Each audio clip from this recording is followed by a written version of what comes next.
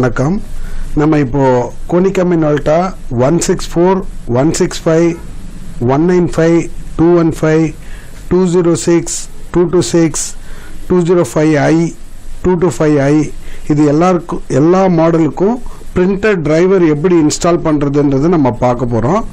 சில கஸ்டமர்ஸ் வந்துட்டு CD drive இருக்காது, அதனால் நம்ம நெட்டிலேருந்து டவுன்லோட் பண்ணி இன்ஸ்டால் பண்ணுறது எப்படின்றத பார்க்க போகிறோம். இப்போது முதல்ல நம்ம வந்துட்டு கூகுள் குரோம் ஓப்பன் பண்ணிக்கிறோம். இதில் போயிட்டு உங்களோட மாடல் எதுவாக இருந்தாலும் கோனிகா மினால்டா பிசப் 205i பிரிண்டர் டிரைவர்னு கொடுங்க. எந்த மாடலாக இருந்தாலும் நம்ம உள்ளே போயிட்டு வேறு இடத்துல மாற்றிக்கலாம். ஸோ இப்போதைக்கு நம்ம 205i பிரிண்டர் டிரைவர்னு கொடுக்குறோம். இப்படி ஓப்பன் பண்ணும்போது இந்த இதில் முதல் சைட்டாக ஒன்று வரும் பார்த்தீங்கன்னா http://www.btapac இந்த லிங்கை ஓப்பன் பண்ணிக்கோங்க. இதை ஓப்பன் பண்ணிங்கன்னா இந்த மாதிரி வரும். அப்போ என்ன பண்ணுங்க, அட்வான்ஸ்டு கொடுங்க. அட்வான்ஸ் கொடுத்துட்டு ப்ரொசீட் கொடுங்க. ப்ரொசீட் ஆயின்னு இருக்கு. ஸோ இங்கே சர்ச் யுவர் ப்ராடக்ட்னு இருக்கு இல்லைங்களா, இந்த இடத்துல இப்போ நீங்கள் வந்துட்டு ஒருவேளை உங்களோட மாடல் வந்துட்டு பிசப் 164i இருந்தால் 164i இருந்தால் நீங்கள் 164ன்னு கொடுக்காதீங்க, 184ன்னு கொடுங்க. 164ன்னு கொடுத்தீங்கன்னா இப்போ அந்த மாடல் வந்துட்டு உங்களுக்கு கரண்ட்டில் இல்லைன்னு காமிக்கும். இப்போ நான் 164 தான் கொடுத்துருக்கேன். இந்த ரெண்டு காலமும் ஆட்டோமேட்டிக்காக ஃபில் ஆயிடுச்சு. கோ கொடுத்தீங்க அப்படின்னா 164 காமிக்குது. பட் சில சமயத்தில் வந்துட்டு இது காமிக்காது. அப்போ நீங்கள் 184ன்னு கொடுத்துக்கலாம். அதே மாதிரி 195 இருந்தாலும் 215 இருந்தாலும் ரெண்டுக்கும் ஒரே டிரைவர் தான். அதுக்கு வந்துட்டு நீங்கள் 195 வேணாலும் கொடுக்கலாம், 215 வேணாலும் கொடுக்கலாம்.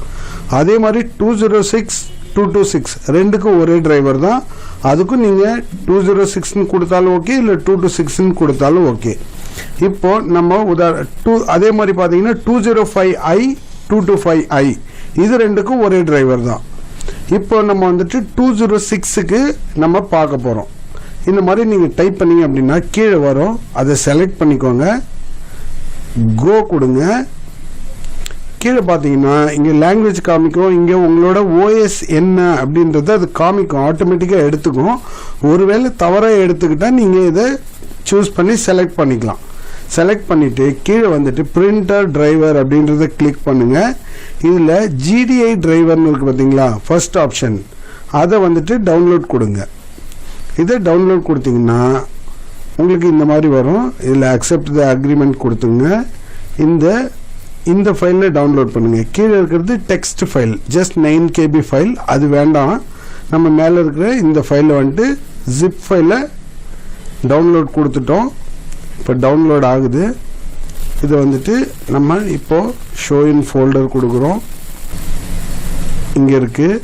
ஸோ இந்த ஃபைலை நம்ம என்ன பண்ணுறோம், ரைட் கிளிக் பண்ணிவிட்டு எக்ஸ்ட்ராக்ட் ஹியர்னு கொடுத்துட்றோம். இது இப்போது எக்ஸ்ட்ராக்ட் ஆகிடுத்து. இப்போ இது எங்கே இருக்குன்னு பார்த்தீங்கன்னா சர்ச் பண்ணி பார்க்கலாங்களா, இங்கே இருக்குது பாருங்கள்.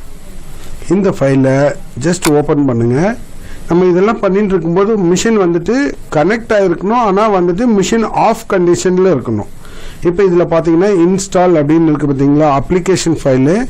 இந்த இன்ஸ்டால் அப்படின்னு இருக்கிறத டபுள் கிளிக் பண்ணுங்கள், எஸ் கொடுங்க, நெக்ஸ்ட் கொடுங்க, I accept the terms of license அதை செலக்ட் பண்ணி நெக்ஸ்ட் கொடுங்க.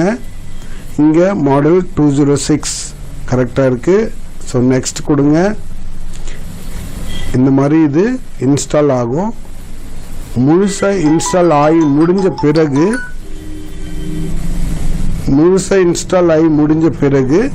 இப்போ பார்த்தீங்கன்னா ப்ளீஸ் பிளக் த யூஎஸ்பி டிவைஸ்ன்னு சொல்லுது பார்த்தீங்களா. இப்போ நம்ம மிஷினை ஆன் பண்ண போகிறோம். இப்போ நான் மிஷினை ஆன் பண்ணுறேன். இப்போ மிஷினை ஆன் பண்ணும்போது இங்கே வந்துட்டு பார்த்தீங்கன்னா அந்த ஃபவுண்ட் நியூ ஹார்ட்வேர் அப்படின்னு வரும் இல்லைங்களா, அந்த மாதிரி இங்கே ஒரு ஆப்ஷன் வரணும்.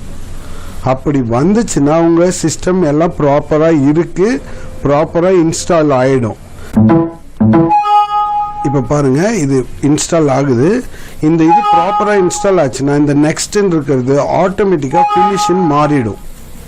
இப்போ இந்த சிஸ்டம் வந்துட்டு ப்ராப்பராக இருக்கிறதுனால எல்லாமே டிக் மார்க் வந்திருக்கு. இந்த இது எல்லாம் டிக் மார்க் வந்திருக்கு அப்படின்னா சிஸ்டமில் எந்த ப்ராப்ளமும் இல்லை அப்படின்னு அர்த்தம். இங்கே நெக்ஸ்ட் இருந்தது ஆட்டோமேட்டிக்காக ஃபினிஷிங் மாறிடுச்சு.